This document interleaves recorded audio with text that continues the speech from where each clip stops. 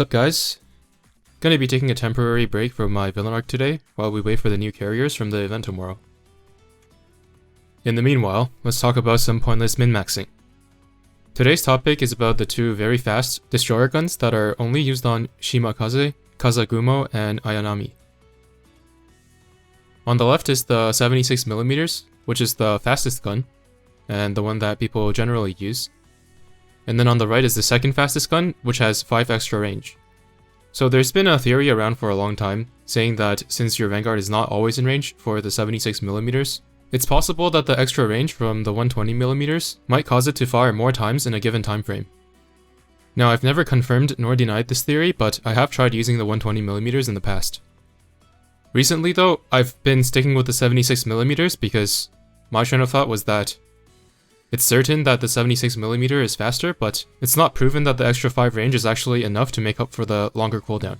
Since Shimakaze and Kazagumo are both quite popular right now against Arizona meta, I've decided to finally get to the bottom of this question. Here are the results that I recorded, and I only did 4 trials for each because it didn't seem like anything was going to change. I recorded 1 battle with each gun, if you want to see how and what I used to test the 2 guns, but I put it at the end of the video to not waste your time.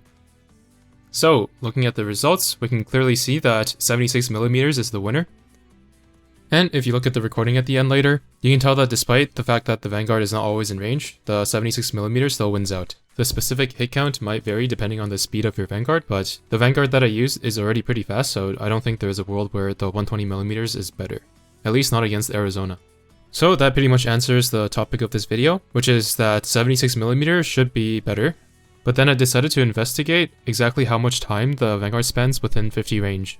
So first I looked at the cooldown of the 76mm on my Shimakaze, and then I factored in Unicorn's reload buff, which gave me a cooldown of 0.47 seconds. And since this gun doesn't have a volley time, I added the 0.26 second absolute cooldown for destroyer guns, which gives me what should be the actual cooldown at 0.73 seconds.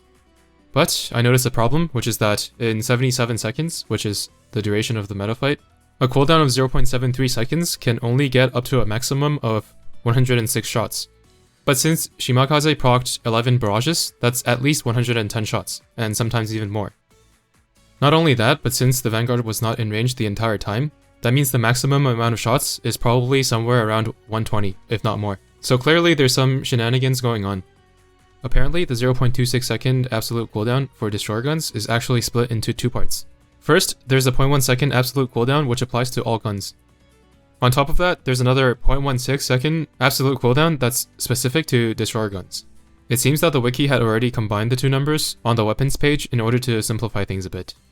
On the Chinese wiki, there's a theory that states that these super fast blue destroyer guns fire in cycles of 2, and every other shot doesn't factor in the 0.16 second absolute cooldown for destroyer guns only, which means that per 2 shots, you have a total absolute cooldown of 0.36 as opposed to 0.52, which you would expect. This apparently only happens when the reload is too low, so you don't have to worry about it for all the other guns. I repeated the tests with Harbin Gun and Tash Gun and counted 46 shots each from Shimakaze, which you would expect by dividing the battle duration by her cooldown. This also shows that 65 range is enough for you to stay in range of the boss the entire fight.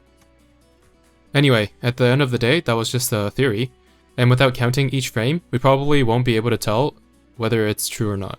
We do know that something is bugged though, but since it makes our guns faster than they should be, maybe we shouldn't report it to the devs. It's up to you guys though. In any case, it doesn't really affect the results to the original question, and with that being said, I hope you guys found it informative. Make sure not to fall for the 120mm meme, and I'll see you in the next one.